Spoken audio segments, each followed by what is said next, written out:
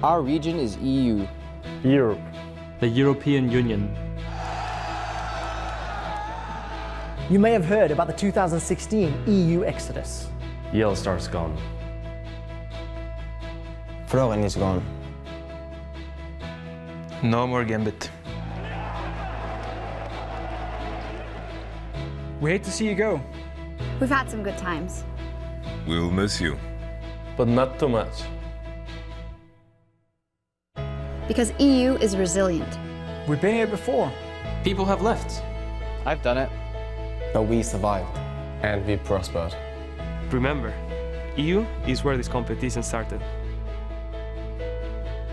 Forget the skeptics. Look for those who believe in you. Our fans are great. From Berlin to Madrid to Paris. And everywhere in between.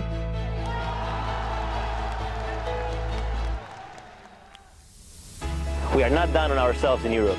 You're not talking about ancient history. 2 of the top 4 teams in the world last year were from Europe. EU beat Taiwan. EU beat China. EU crushed NA. You beat Korea. Whoa, not yet. That gives us something to look forward to. Something to work towards. Don't doubt us. We've been doubted before. The perfect split, 18-0. Splice. G2 Esports. Yes! Elements. Vitality. Unicorns of Love. Rockets. H2K. Origin. Fnatic. We're back and we're ready to sell the world.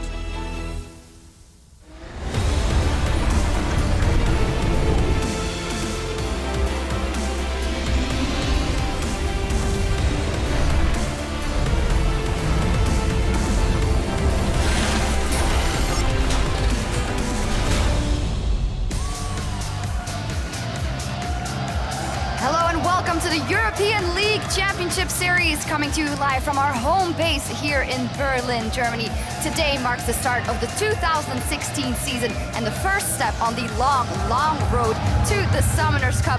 As you can see, everybody here in the battle arena is absolutely fired up for our first game day of the EU LCS 2016 and their origin with Power of Evil in their ranks. That is a interesting sight, and he will put while all the action in place in the very first game of the day as they are up against Fnatic. What a test, a revamped lineup or something to be wary of nonetheless. And what a way to start the season. I'm EpicSkillshot supporter, glad to be back behind the analyst desk where I'm joined by James Stress O'Leary, Mitch Kreppel-Voorspoels and Richard Pulse-Cam to break down all of the opening day action. We have a lot to talk about. It is a new year and we've got some new teams joining the league alongside the 7 organizations returning to the stage. A lot of new teams, and one of those new lineups with some familiar players is Vitality, a possible super team here in Europe. Yeah, looking strong, honestly, with the new roster coming in. I think buying the Gambit spot overall, and that is definitely a team you have to watch out for amongst maybe the Origin and maybe later the H2K. We'll touch on that a little later. Yeah, and we're also going to be joined by Splice as well, who came into the LCS as Dignitas EU after they beat Mouse Sports in the CS finals. And then following that, they were bought by Follow Esports, who then rebranded into Splice. So TLDR, same lineup apart from the jungle, but a different name and a different org. Yeah, and then finally, Ocelot's team, G2 Esports, formerly known as Gamers2, but we have to call them G2 Esports right now. They made it in within the promotion tournament, ironically against Ocelot's very own SK Gaming, so that was a little bit of a grudge match, but they made it in. They made some changes to the lineup too, and they're looking to become, I think, a middle-of-the-pack team is their best hope here in the LCS. We will see, because of course you have the bunch of organizations still in here. Fnatic, Elements, Giants, H2K, OG, the Unicorns of Love, and Rocket. They're all back, but they might not be the lineups that we remember. A lot has been going on in the preseason, and one of the teams we've definitely been looking at is H2K in terms of maybe coming out of the preseason with the best lineup. Yeah, I think in general, our complete consensus as a broadcast team is that H2K did very, very well. And Kreppel, I know there are certain pickups that they did in the offseason that you're very excited to see back in the LCS. We were basically ranking which team has won the offseason, and for me it's between H2K and Vitality. The only thing that I think Vitality, that H2K rather may lack is the shot calling later on. Here we see already the Vitality roster, but just to touch a little bit on H2K, I'm just a little worried about Vander and Yanka's being able to do the late game shot calling, so I really hope Odawamna brings that home. But in this roster right here, Vitality, then it's Kasing. He has to drive that roster, but also a wealth of talent between Shook, Cabashard, and Nukeduck. A lot of those really good mechanical players, but in a meta that constantly keeps evolving, people have to keep adapting. We need that shot calling, and then I'm looking at Kasing. And that's the key to me, though, is that mechanical skill opens up the skill ceiling. They're a very young team with each other, but I think they've got a long way to go in this spring split. Yeah. Talking about teams that might not have had the best, performance on the transfer market, if we call it that, is Roccat. Yeah, like you look at those two teams, and those two are great examples of teams who've done really well in the offseason. Roccat, you can argue, are one of the losers because they lost their core. Nukeduck, Jankos, Vanda, they lost their core of the lineup. Then you look at all these players, and they're basically untested, one as a group, and two didn't perform that well in their own respective teams. Yeah, we'll see what happens. A lot of changes, and with all those revamped rosters, we want to know who you thought made the superior changes in the preseason. Send your thoughts at LOL Esports and use the hashtag EULCS.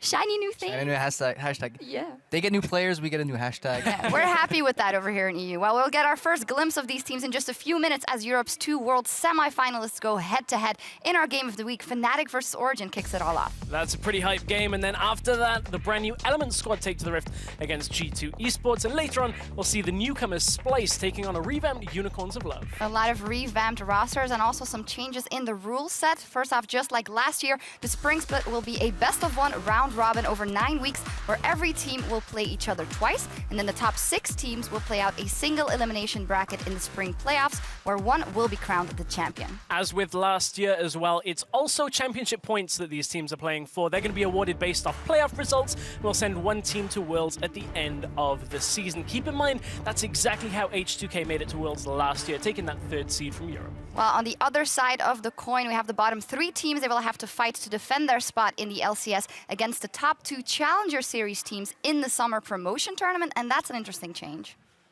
Yeah, so that means there is no auto-promotion relegation this year. Last year, the 10th place team automatically got relegated into the Challenger. This year, it's different. The first match that will be played is the 10th place LCS team against the 2nd place Challenger team. From then on, we reach a double elimination 4-team bracket, which means it just guarantees that the 2 best teams will make it into the LCS again, and we get the best quality of teams that we can possibly get representing Europe as a whole, and hopefully make the region stronger.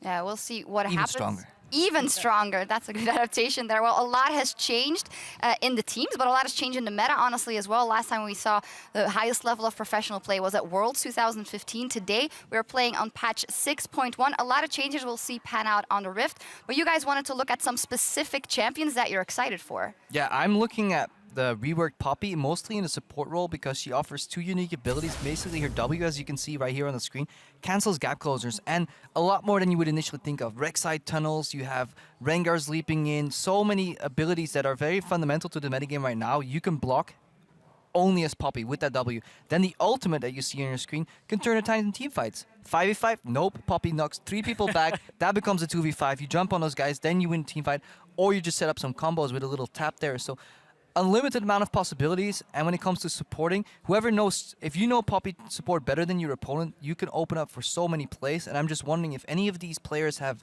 picked it up on a secret smurf, maybe on their main, just have it ready for the LCS.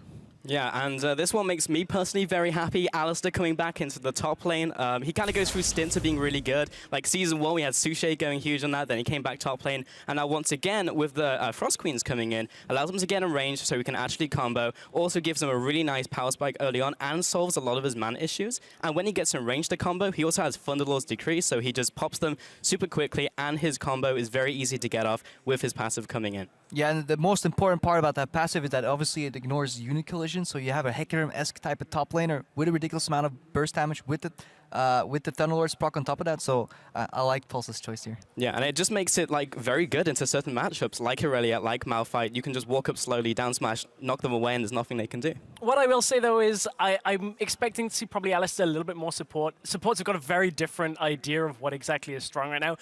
I know that we've seen people doing it in solo queue in Challenger, so it's possible. I don't think it's too likely. Poppy, I think, is quite likely, and Definitely. from somewhat likely to almost certain. Kindred in the jungle, perhaps AD carry. We've seen Niels do it before.